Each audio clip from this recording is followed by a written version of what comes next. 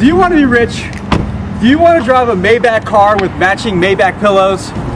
Well, the first thing you want to do is never take advice from somebody offering you all the answers to getting rich.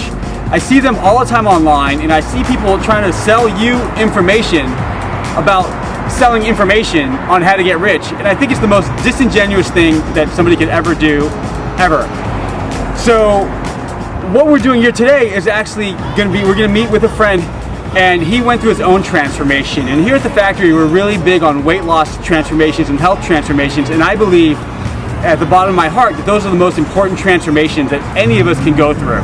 But a big subject matter is finances.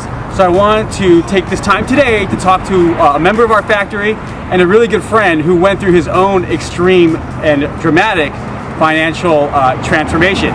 So without further ado, let's meet Tyson and Katie Southworth.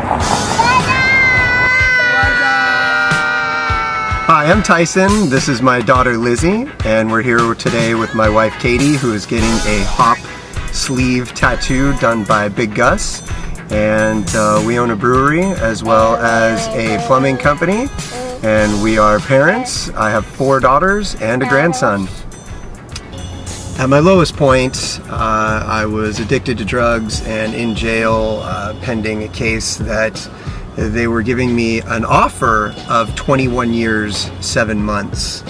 And at 19 years old, I was able to convince them to give me another chance, and I made sure I didn't screw it up. Right when I got out of jail, trying to find a job was pretty difficult. I didn't have any transportation, so I kind of relied on picking some businesses that were walking distance that I knew I could get there. And I banged on the doors until somebody hired me, so there was no plan besides get a job and take it from there.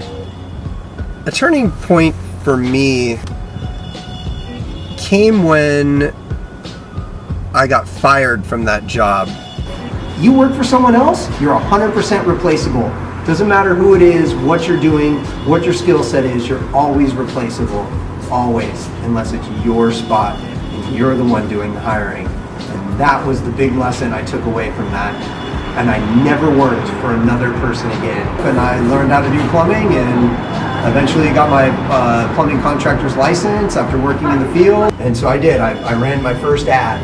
And when I ran my first $700 a month phone book ad, I was getting $3,000 a month back on it in sales. And I went, this is just math. This isn't magic, this is math. So for every $700 I spend, I'm gonna get $3,000 back. So I got into the next phone book. And I got into the next phone book. Now I needed more trucks. So I went and I got a truck. Now I needed more people, so I hired more people.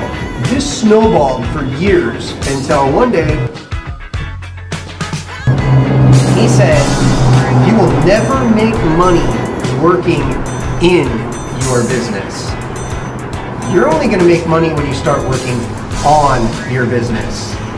Case in point is me running a plumbing truck 12 hours a day. It was making money out of my truck, but I couldn't concentrate on any of my other trucks. All I could concentrate was on myself. So how am I supposed to make money that way?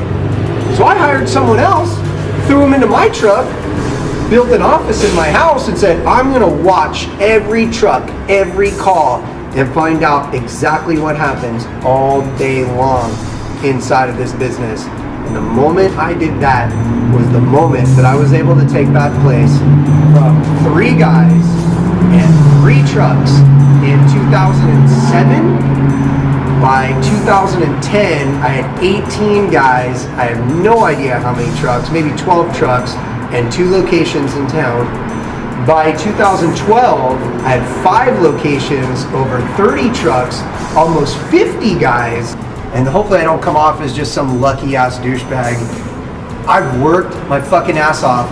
I've been pissed on, I've been shit on, but that's not the end. That's not the end for you. That's the right now. If you want to get somewhere, that's always the right now. I've learned that over and over and over again, that that's always just the right now. But you have to be mindful about positioning yourself in a way that you can replace yourself. Yes, baby doll. Well, hi. Hi. What's happening? Not much? You forgot about your backpack and stuff. forgot. Oh, he didn't forget. He left it there on purpose.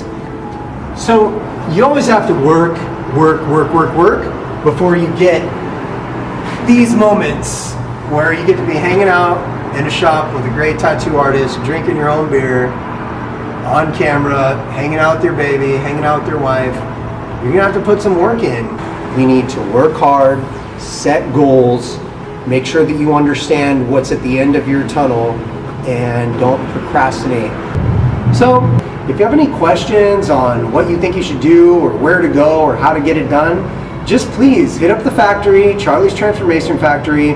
We'll get these things answered for you. If you want a direct answer from me, ask for a direct answer from me. If Charlie needs my help, I'm sure he'll ask me, but yeah, we definitely want to help everyone succeed. The success of this group as a whole is the success of everyone as a whole. If you succeed and meet your goals, you're going to motivate the next person, who's going to motivate the next person, who's going to motivate the next person. And that's what I love about this group. It's amazing. I love that a small group of people, small, over 1,000 people, have come together in a local area to support each other to do what they want to do. So I want to support you. Charlie wants to support you. If you have anything you need to ask us, just ask us on the Charlie's Transformation Factory page, and we'll get it answered.